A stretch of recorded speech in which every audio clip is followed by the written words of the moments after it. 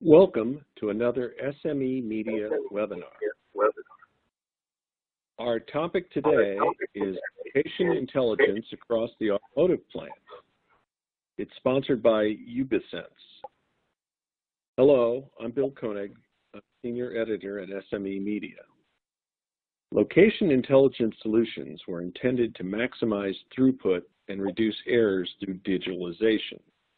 With the COVID-19 pandemic, such solutions are also in demand for monitoring worker movement and enabling contact tracing. This webinar will examine how location intelligence is deployed. Our presenter is Adrian Jennings. He's Chief Product Advocate for Ubisense. During the presentation, you can ask questions using the Q&A box on the side of your screen. We'll collect those questions, and Adrian Jennings will participate in a Q&A session. We'll try to answer as many questions as we can in the time available. If we have questions left over, they will be passed on to Ubisense to answer.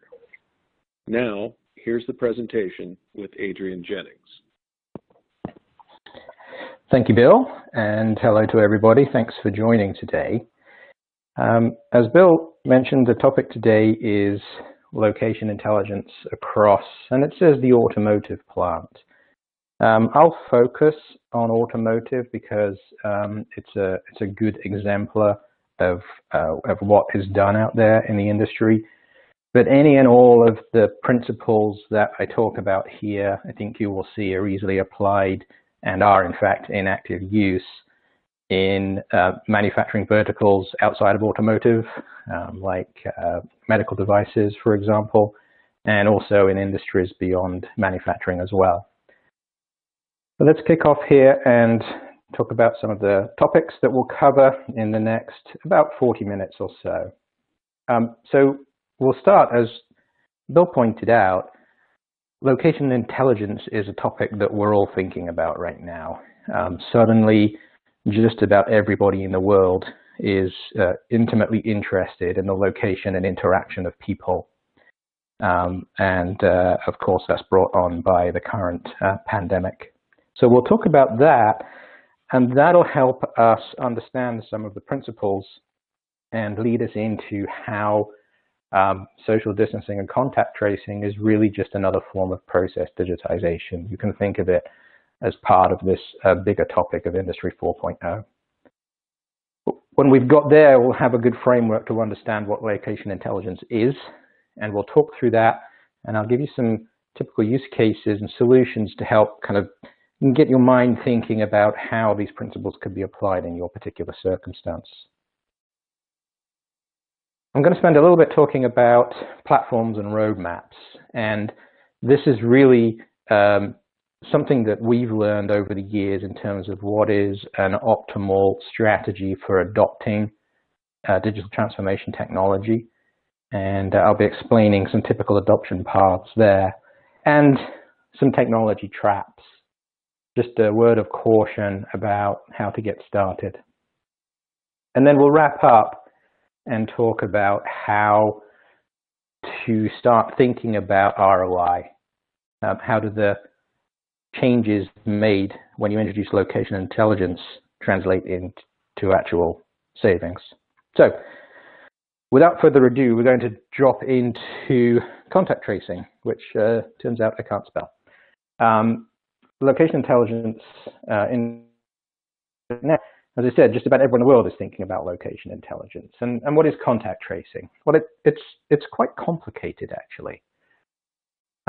If we are monitoring whether two people are at risk of passing an infection from one to the other, we have to have a fairly intelligent contagion model because it's rather nuanced. And as I talk through this, think about how this applies to some of the problems in the manufacturing process. So on the left, for example, we care very much about duration of contact. If you and I stand together chatting for 10 minutes, that might be a high-risk situation, whereas walking past each other in a hallway may be a lower risk. But if our workflow causes us to walk past each other in a hallway 10 or 15 times a day, then that accumulates to a higher risk. So duration, frequency are important. But so is the interaction of the environment itself. We may be stood very close together, but if we're on the opposite sides of a wall, we're perfectly safe from one another. So the context of these contacts in terms of where they're happening in the facility also become critical. Think also about the situation where we might pass an infection between ourselves by sharing equipment. That might be a shared location, it might be a shared device or tool, and I can pass an infection to you if you use a tool that I've used previously. Unless, of course, the tool was cleaned in the meantime. And so the notion of building a contagion model is really quite nuanced, and this is typical of the task of understanding not where things are, but what is going on. That's what we really care about. So why do you do that? Well, social distancing. You may want to warn a person that they're standing too close to somebody else, and you might do that on some kind of device mounted about the person, their own device, some kind of wrist-mounted wearable, for example. Or you may wish to do that in a more traditional way, the way we tend to communicate things in an industrial environment, which is through signage, audio-visual warnings, or something like an and-on. I always say that I'm never more attentive a driver than when I've just driven past a sign that says danger of falling rocks. And in the same way, people become very attentive when they walk under a sign that says this area has proven high risk for contacts. Please be on your guard. But more importantly, actually, than warning people is assessing the facility. And this is where we start to come into the world of traditional process digitization. What we care about is, are our people sticking to the policies and procedures that we've introduced to keep them safe, number one. And the second is, are those policies and procedures sufficient? Are they working? Those two questions are really questions about the facility itself. And here we see a dashboard that's scoring not people, but areas. On the top, in terms of accumulated contacts. On the bottom, in terms of a timeline, so you can assess how you're doing over time. And this starts to focus our mind on the actual process itself. And we might drill down here, for example. And on this drill down, the red circles are prolonged contact. The open magenta circles are passing contacts. The blue circle shows a cluster of contacts, drawing our attention to the fact that here there is a process issue. Something is driving people together, in particular in that area. And it's a thing we might want to pay attention to and try to resolve. There's another aspect as well. And when I talk through this, your minds will probably latch over and think about maintenance as well.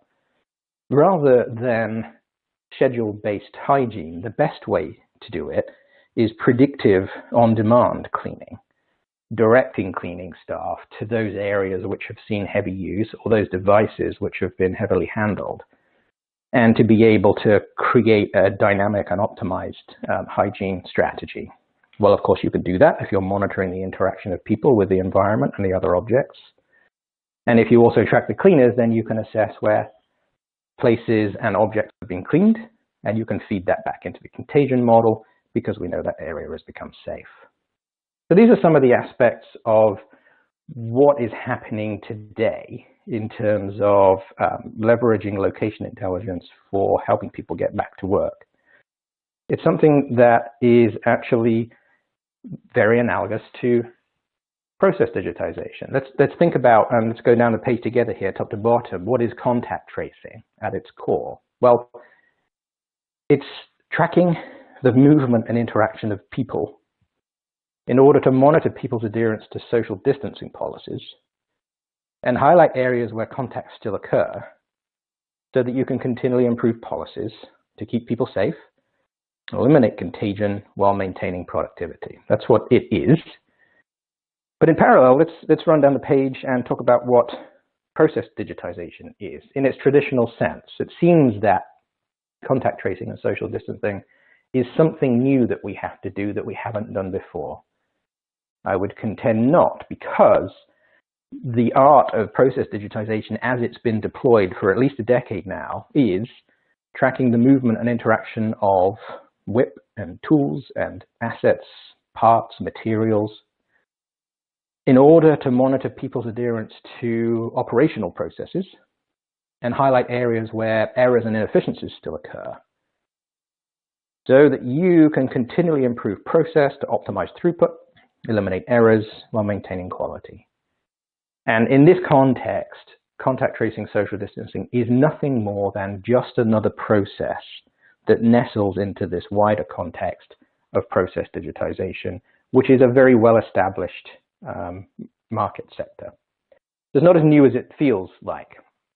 So let's delve into that a little bit further here and start to get into what process digitization is, in fact.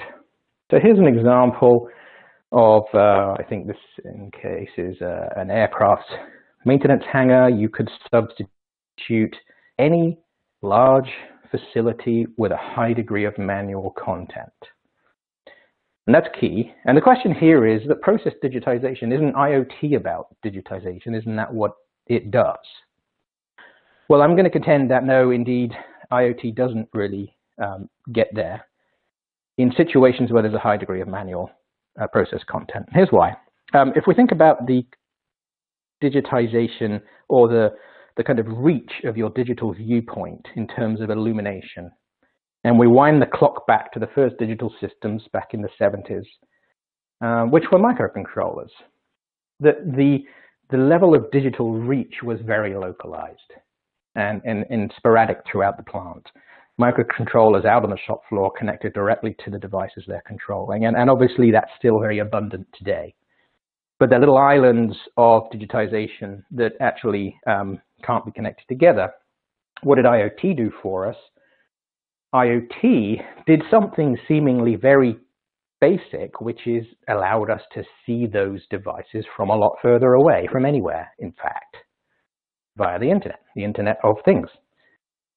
The magic of it is that you can see all those from a single location. And when you can do that, you gain all kinds of unprecedented control and insights over the things that are connected to IoT, the Internet of Things. Here's the rub, though. In highly manual processes, there aren't that many things to digitize.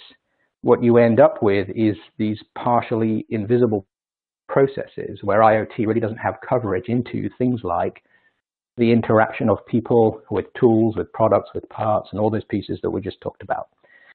And to the extent that manual processes become either the overwhelming or, in fact, 100% of the activity, that invisibility, the partially invisible processes become more or less unintelligible because you just don't have enough coverage through IoT.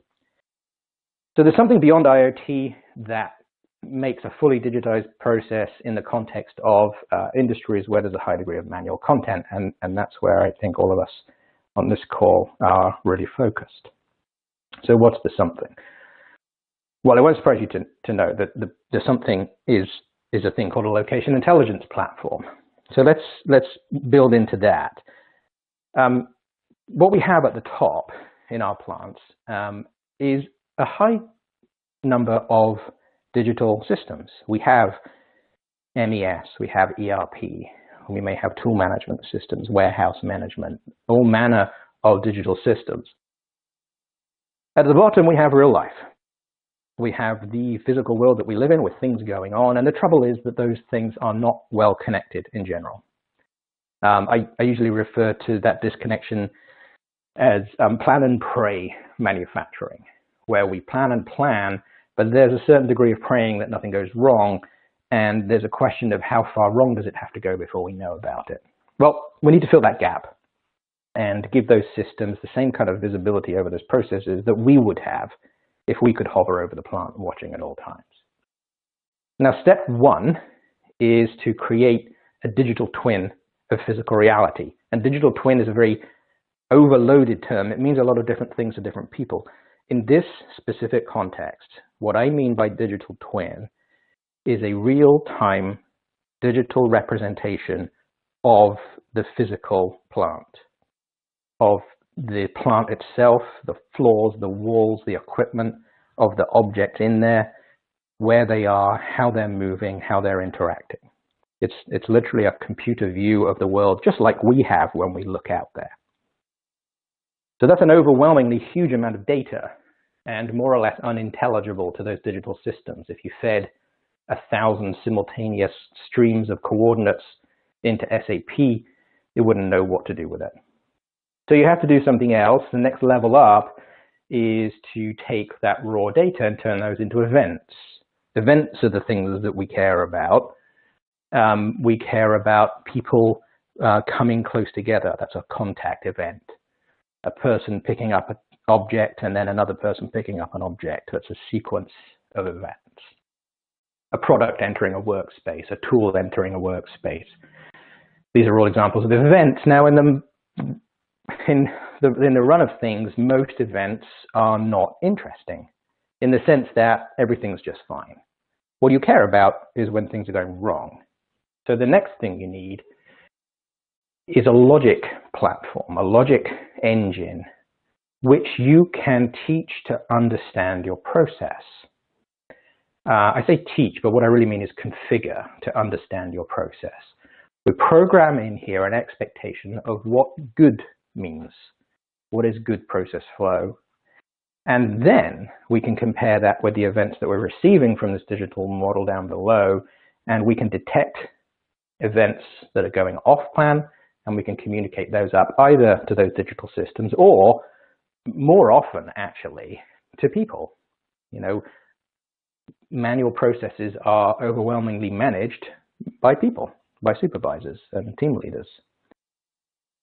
So those layers in the middle there, that's what I mean by a spatial intelligence platform. Those are the necessary steps to give people and digital systems an instantaneous view of any place the process is deviating from expectation. So if you think about the kinds of errors that you can make in manual processes, they do fall into one of 5 categories. This is kind of the exhaustive list of ways that people can go wrong in what they're doing. And let me relate this to the contact tracing, because I do think that's an excellent way to visualize and understand. It's a very personal way to appreciate these things. So there are errors of interaction. Me interacting with you, that's a contact. There are errors of location that we care about. Is there or is there not an object or wall between us? Errors of count. In this case, potentially a high frequency of interaction. Of duration, whether the contact is long or short. Of sequence, in terms of eye contact an object, then it gets cleaned, and then you contact the object, or maybe it doesn't get cleaned. That's a sequence of things. So we'll go through some examples here, but you can categorize pretty much any problem that I've ever seen in a manufacturing environment, and I've got a decade of spending time in plants looking at this. You can put them in those 5 categories, and you can delve deeper if you like. There's a page on our website that you can have a jump into and click around, which talks about some specific use cases. But I'm going to go through a few of these here, and the idea in the next few slides is to get your mind just a little bit tuned into what are the kind of problems in each of these categories. So let's start with location. What are the kinds of problems in a manufacturing environment about things being in the wrong place? Well, we'll go left to right, like we're reading a book here. A product with option B in the option A fitting area, right? That's a process mistake. A product in the wrong shipping buffer, heading to the wrong place. A crane hook that's encroaching in a safety zone and is causing a hazard. Down the bottom now, a tool being used in the wrong workstation, or a part in the wrong workstation, or a trailer at the wrong dock door. That's a half a dozen examples. You could probably think of about 100 more ways that you can get things in the wrong place in a manufacturing environment. It's hard to get things in the wrong place, I should reiterate, if the delivery is automated. You know, we don't see a lot of this kind of location intelligence in, say, the process industry. process industry is IoT heavy, you might say that the process industry is really the parent of IoT, because the oil and gas stays in the pipes; it goes where the pipes go. In our lives, it's not quite so simple as that. So, problems of interaction. Problems of interaction mean two or more things in the same place that really shouldn't be interacting with each other, like an inspection tablet that's at the wrong inspection task, or a tool that has the wrong settings for the product it's working on, or a part being fitted to the wrong product, or a crane hook about to collide with a product. Beyond just being in a keep-out zone, it's literally about to interact with a product, and we don't want it to. Parts in the wrong kits, forklift picking up the wrong pallet, all kinds of ways that you can be interacting with things the wrong way. Count, too many or too few things. Too many products in a WIP storage area, an empty workstation, which is a utilization issue, a parts buffer that's running low, a number of fastenings for a particular part that haven't been completed, WIP buffers overflowing, too many trucks checking in at the yard and causing a backup, many, many more. So those are some examples of count errors. What are time errors? Time errors are around a task that's taken too long or not long enough, and this becomes more and more a critical factor the lower the volume that you're producing. A 60-second tack time on an automotive assembly line doesn't give a huge amount of time for you to get off pace. A 2 or 3 hour or multi-day tack time in a low volume environment such as aerospace or in some low volume commercial vehicles gives you a lot of time to get off pace. So tasks overrunning, tasks that haven't started yet, a product that's been in a process, just the overall end-to-end process for too long, parts replenishments being overdue, stuff getting stuck between process step, which happens quite often, WIP just getting stuck in buffer and not progressing. And again, you can think of many more examples of time-based errors. And then there are sequence-based errors, things happening in the wrong order, products going into the wrong process step. At the micro level, bolts that have a critical tightening pattern, not being done in the right sequence, product being sent through steps in the wrong order, parts kit staged in the wrong sequence, and so it goes on. So that's the kind of 5 categories, and hopefully going through that, it's kind of solidified in your mind what are the classes of problems that really come down to location problems. Problems of location, interaction, time, count, or sequence. So now that we've got that understanding, I'm going to start talking about what the solutions look like. And what I want to start is talking about why a platform-based approach is critical. And the underlying crux here, and this is, if you take away one thing from today, it's this, that digitization happens along a roadmap, not all at one time, but in stages over a long period of time, perhaps multiple years. We're 10 years or more into relationships with some of our customers who are still building out their digitization platform. So what's a digitization platform? What does it look like, and what characteristics does it need? Here's an example architecture of what a platform could look like, and the data flow is starting at the bottom here. The bottom layer that I talked to you about in terms of a location intelligence platform was bringing in this location and identification data to build the digital twin, and that's what the bottom layer is about. There are all kinds of different sensors, from ultra-wideband to Bluetooth to passive RFID to GPS to barcode, optical and vision sensors, and many, many more. Each has their place in the world. Each has a niche where they perform the best for that task. And a good platform will pull any and all of those in to create that digital twin. Then elevate up to the next layer, the object and event handling. We don't really care about tags and coordinates. We care about things and events. So that's that next layer.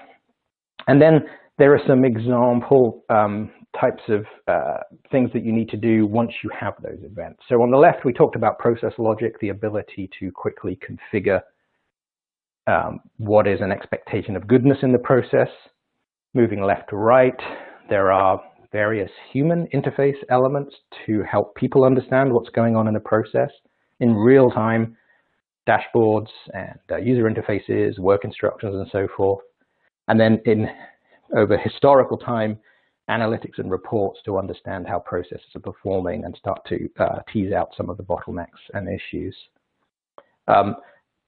Then there's the ability to connect to two different things. One is those digital systems we talked about, the MES, the ERP, and so forth.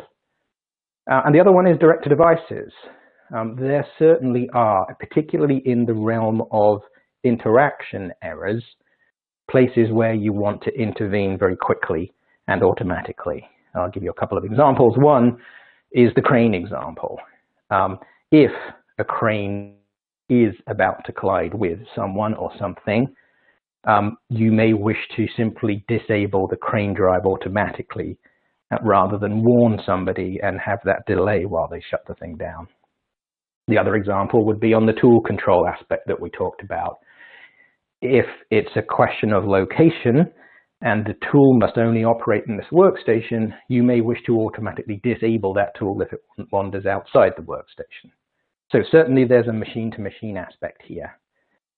And on the right, there's a whole notion of management tools and how do you monitor these things. They get deployed in mission-critical applications. They need to be treated and operated like mission-critical systems. So they need to have health monitoring and they need to have failover and high uptime and all of the tools that are necessary to run a production-critical system.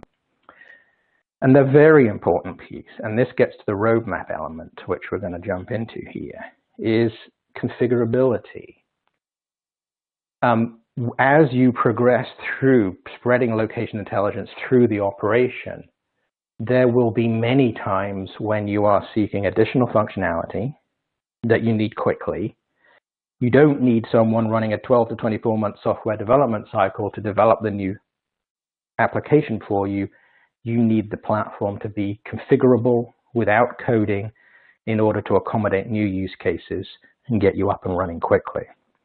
So that configurability and flexibility is absolutely key for the next step, which is where we're going to jump into talking about adoption roadmaps. So I focused here just as an example on automotive. Many of the same activities happen across all kinds of manufacturing, from aerospace through medical devices and beyond. But for the sake of picking something to draw, what I've shown here from left to right are those parts of a typical automotive process that have the heavy manual content. So for example, in a high volume like passenger vehicle plant, you would see a lot of automation in weld and paint. And that's omitted from here because IoT covers that quite nicely. These are the areas where all of the activities are human-driven and human-based, where IoT doesn't see in, and the areas where a location intelligence platform will see in for you. So let's do this. Let us start with a typical adoption path. And in many cases, that will start right here on an assembly, a conveyor assembly part of the plant, and the first application is often wireless tool control. It's, for many people, the most obvious and simplest solution. It's a problem of location. The wonderful thing about wireless tools is you can use them anywhere, and the terrible thing about wireless tools is you can use them anywhere. So how do you error-proof that? Well, you need to create some kind of constraint for the tool. Traditionally, you do that literally with a piece of steel cable, or a torque reaction arm, or some other mechanical device to constrain its motion and keep it in the workstation. But if you go cordless, you don't need to have that all wrapped around the tool. We want to do this in software. So we're going to track the location of the tool. We're going to put a software-defined geofence around the workstation, just like you would with your pets running out of your garden. And we need to disable the tool if it moves outside that workstation. Very simple, and in a lot of cases, people's first step on this digitization path is one critical tool in one workstation, and these roadmaps can have these very modest beginnings. Now, typically that gets built out across all of the tools over time or instantaneously, but that's a narrow sliver of process. That next step is to broaden that out and to apply the notion of software-defined process triggering to other activities. Lots of processes get triggered down an assembly line. Lots of the time those are done via mechanical means, either literally with limit switches or optical gates, or by mechanically monitoring the progression of the line. And those types of triggers tend to be cumbersome to deploy and to move, but a software-defined trigger takes moments to deploy and can be moved during tea break. So typically people move then from tool control into digital process triggers, and once you've got there, you can start to get into, and people do this, flexible workstations to break free from the traditional notion of the fixed workstation to create new strategies. I'll give you one quick example of a company who uses this to eliminate line stops. A typical high volume automotive line with a 60-second takt time, where one particular stressed process would sometimes overrun, and the strategy there was no fault forward.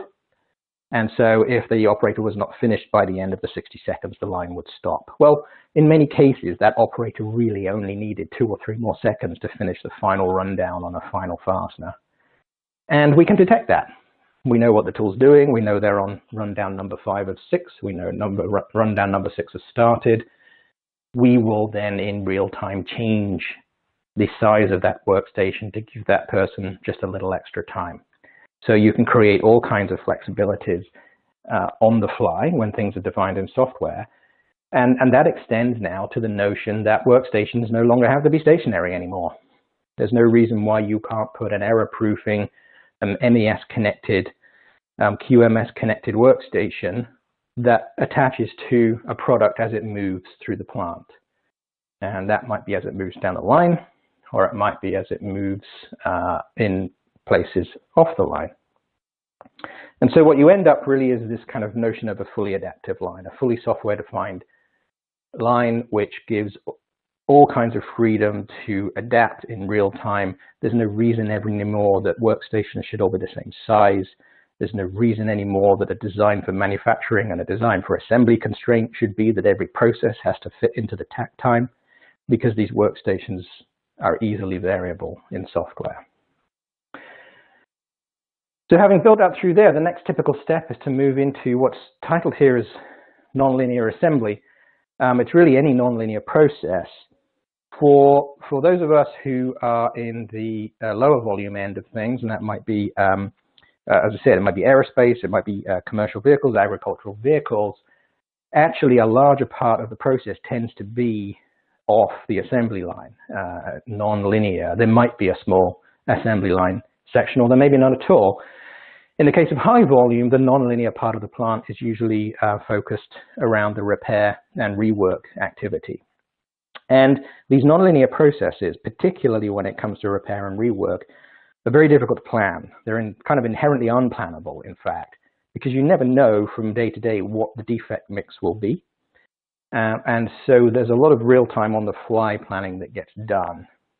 So step one here, and this is a very horizontal view of things across the entire department, but not going very deep into value just yet, is to monitor that process, to understand the position and flow of width as it flows through these nonlinear sequences, and give you the insights to make better decisions and to make improvements in the process. But quickly, insights to make better decisions starts to get into the realm of process optimization, where we're monitoring the actual design and flow of the department and recognizing places where we can actually improve throughput, to getting to the point where a location intelligence platform can actually help recommending the next step. What is the optimum next step? That is a many-factored thing which depends very much on the current availability of resources, the current WIP that's in process, what processes need to happen on those WIP, what shipping strategies and priorities are at that particular moment in time, and so on and so forth. So a system that has a view of all of those moving parts can do a good job, not just at helping make decisions, but actually those decisions can be automated. Given the current situation, this workstation will become available in 10 minutes time. What is the absolute next product to bring into this workstation in order to maximize whatever KPI that you're focused on, be that throughput, be that priority vehicles, be that an export shipment, or whatever it might be. So coupled to that nonlinear piece, and very specifically coupled in everybody's case to repair and rework, is an outside area. Nearly all automotive, you don't see this in aerospace, of course, but you do see outside storage of WIP. What you do tend to see in aerospace a little bit more is outside storage of things like jigs and stands and some of the critical assets that are part of the manufacturing process.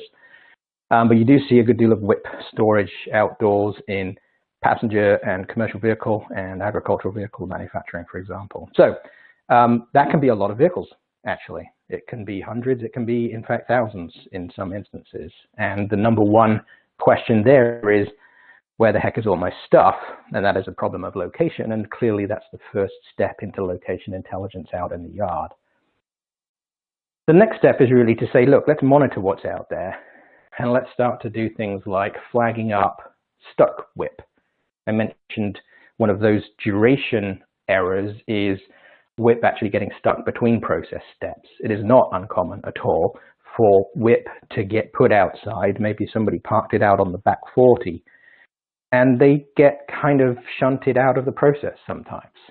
So a system that automatically alerts you to those products which are aging and need to be prioritized is helpful.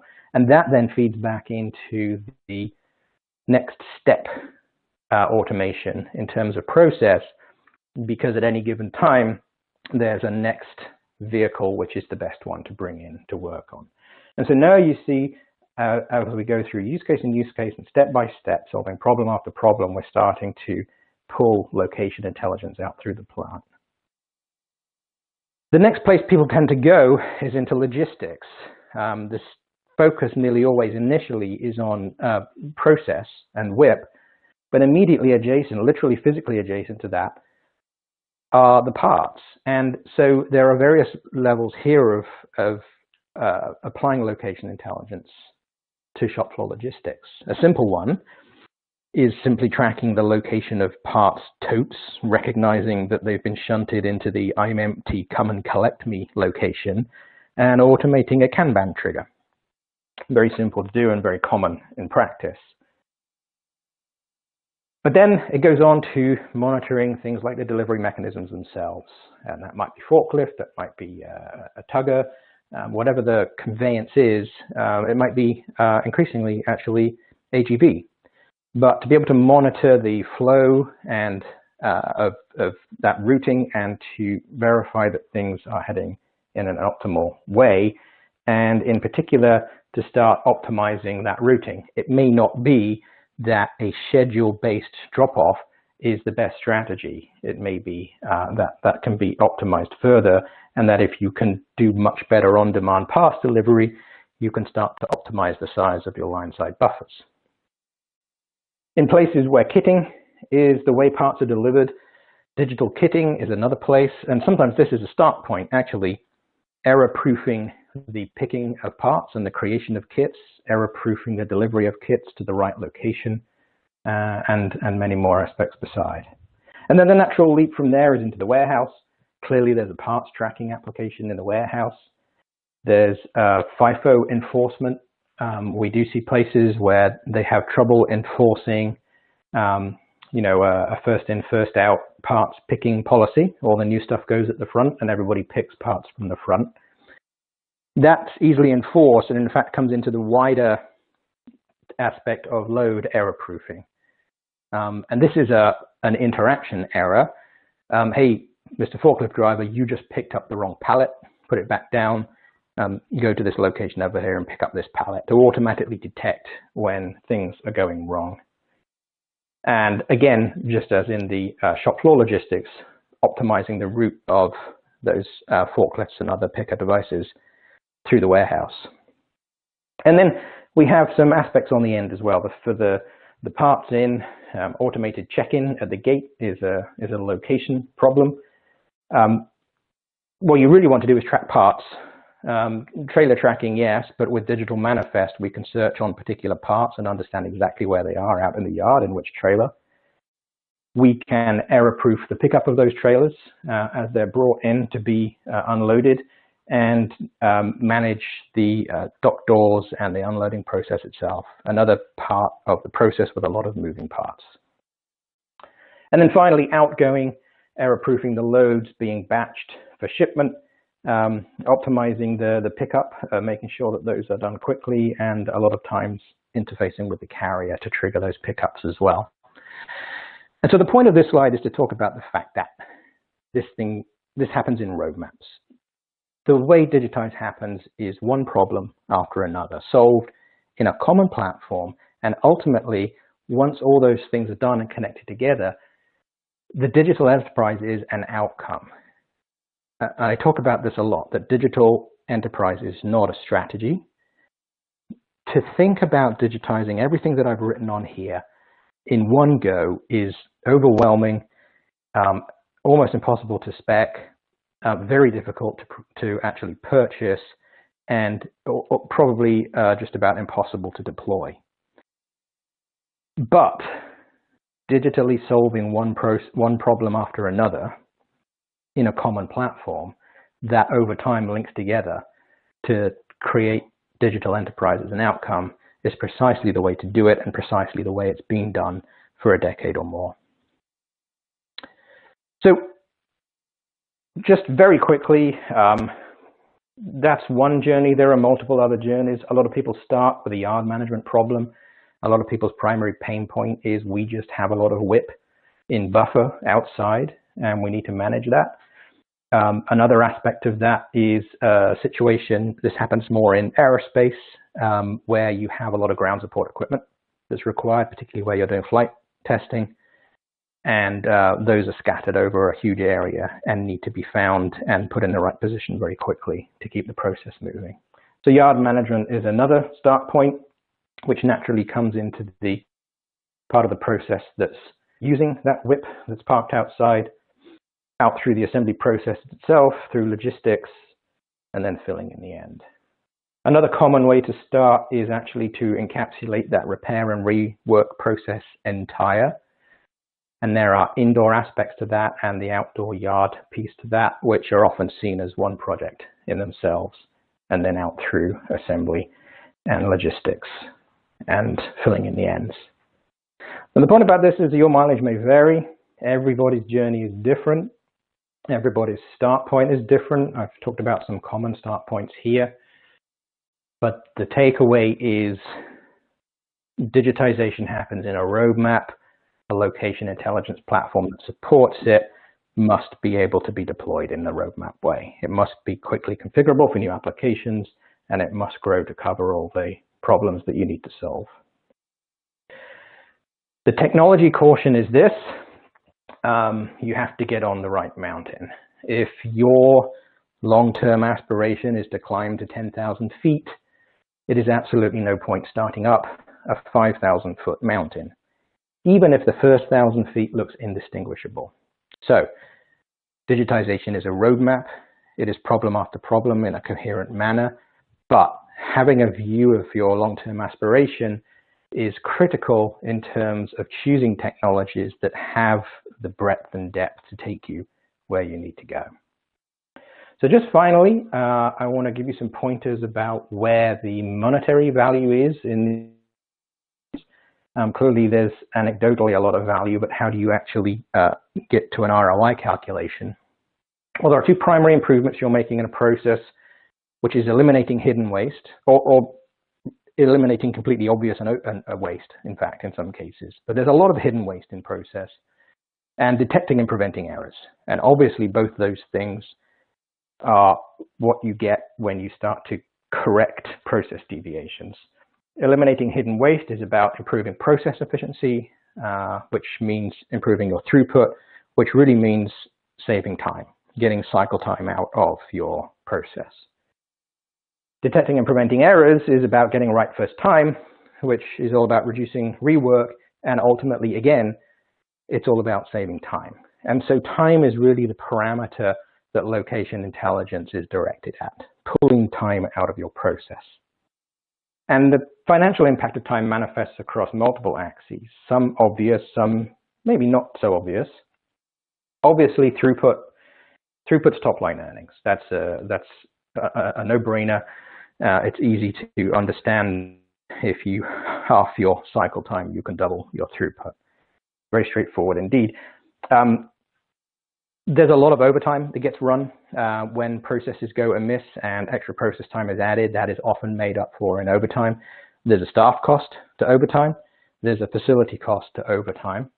And those things can get alarmingly expensive very quickly, actually. There's a financial cost. The entire time WIP and parts sit in buffer has to be financed. There's a WIP inventory cost and a parts inventory cost, where if we can reduce those cycle times and optimize those parts buffers, we can get a savings there as well. This is a big one. Time is space in a manufacturing plant, and quite literally time is space. So in the case of conveyor-based assembly, a conveyor with a 60-second takt time, if I can find 60 seconds of process savings, that's potentially a whole workstation that can be eliminated. And this typically happens, actually, that lines tend to start to shrink when these inefficiencies get built in. Now, why is that critical? Well, first of all, obviously, it costs money to build workstations. So if these savings are built in, there's a capital saving there. But also, I don't think ever in the history of the universe anybody has introduced a new model which had less stuff on it.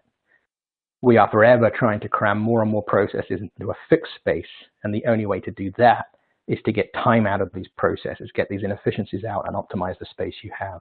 That works off the assembly line as well. It's very typical, for example, to have multiple parallel inspection stations, because inspections generally take quite a lot longer than a takt time. And if those inspection stations are running long, if they have duration errors, you will either have to build more inspection stations, push WIP out into the yard to be looked at another time, or try to manage the inspection time and keep those errors out of the system so that the space that you've allocated is enough. And then finally, stoppage. Depending on the strategy and no-fault-forward policy will create stoppage when a stressed process without any margin in terms of overrun starts to overrun. Time is a resource that can be spent in de-stressing processes and eliminating overruns. And I talked about the case where we did that with flexible workstation as well. So there are multiple different aspects where a single location intelligence deployment can create value along a number of different axes. And I hope it's helpful to see those pointers there. So really, that is all I had to say. I hope that's helpful. I hope it's interesting. And I think I will turn it back over to Bill. And Bill, I'd be happy to answer any questions that anybody has posed. Thanks. And this is Bill Koenig. We're back for the Q&A session. So let's get started. First up, we have lots of moving parts in our processes. Is it economic to track the location and movement of everything or just the critical things?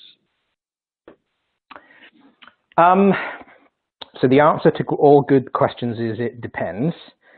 And is it economic is the right question to ask. So it is clearly, you clearly get a bigger bang for the buck focusing on critical assets. And overwhelmingly, that's where people start. There are obvious things in an aerospace plant. Tooling tends to be a critical asset that can become a bottleneck in a process, for example. So yes, there's definitely a bigger bang for the buck in monitoring critical assets. The reason that people evolve into tracking, let's call them less and less critical assets, is that when you have visibility over the entire process, you end up with a very holistic view of how to optimize that. So some of those less critical objects and devices are not particularly costly to add into your location intelligence platform, but the value of doing that is actually is much bigger than you might think. So yeah, normally we start with critical assets, but in every case we move to tracking non-critical assets as well. All right.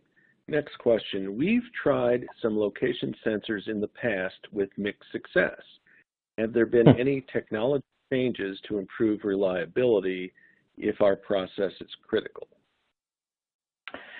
Yeah, okay. So there are a lot of different location technologies out there.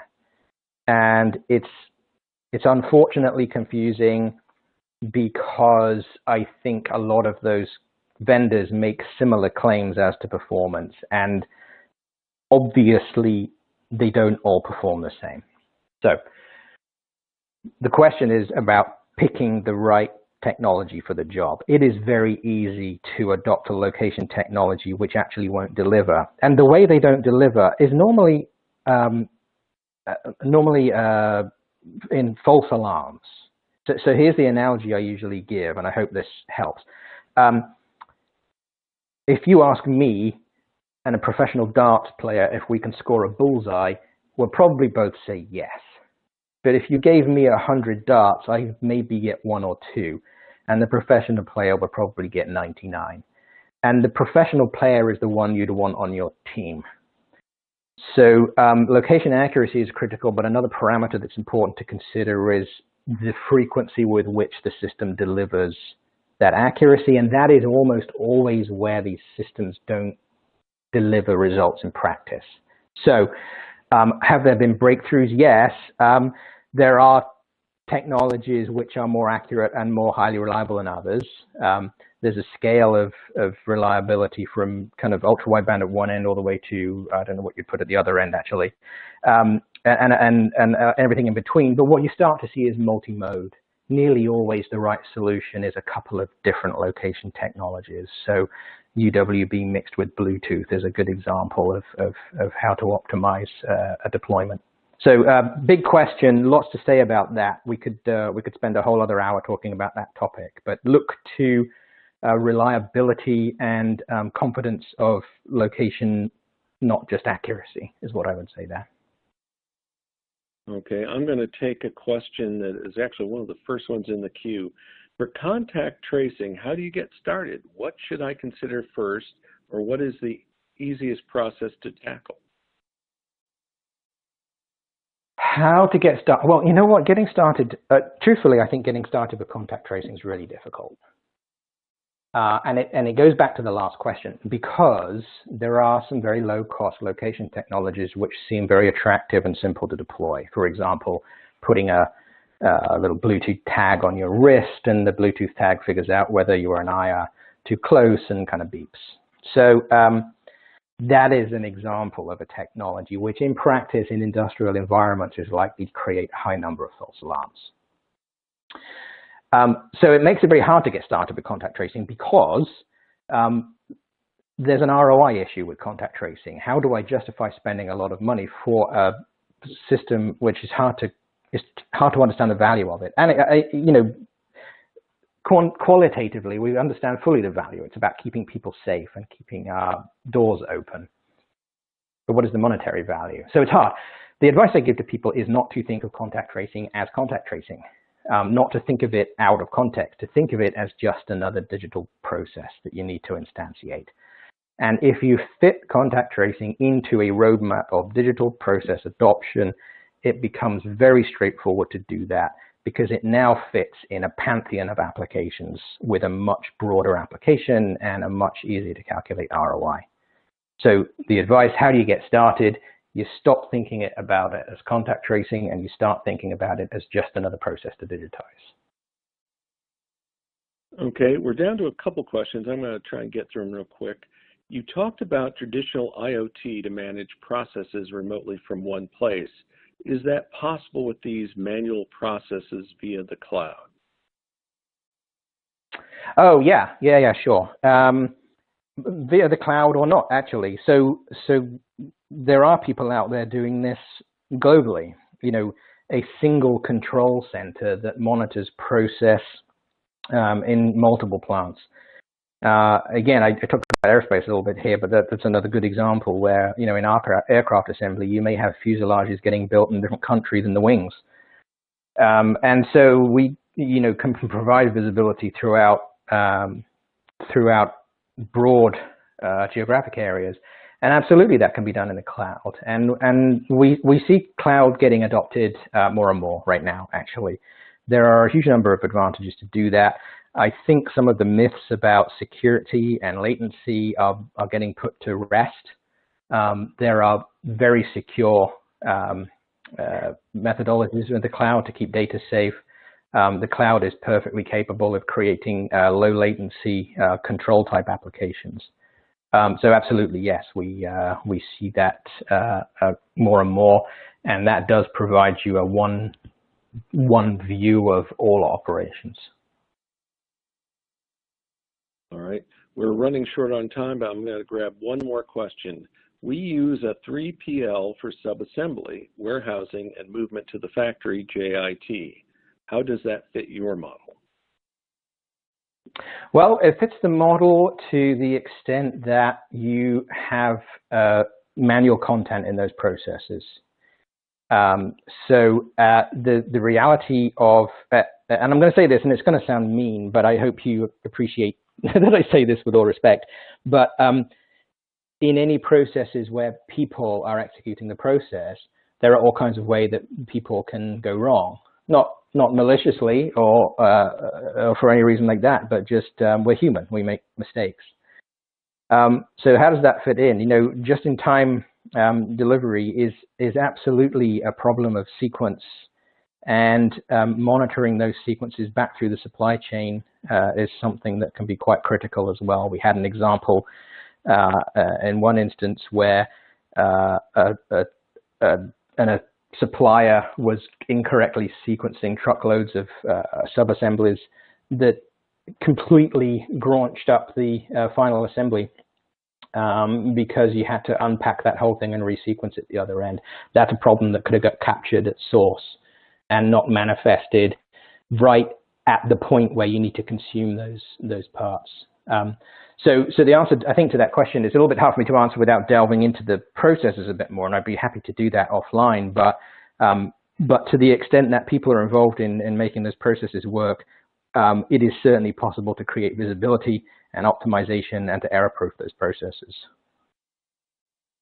All right. Well, that's all the time we have. Thanks to Adrian Jennings for joining us, and thanks to you for listening in. If you joined us late, or if you simply want to view the webinar again, there will be a replay starting at 4 p.m. Eastern Time today. You can access it the same way you joined us today.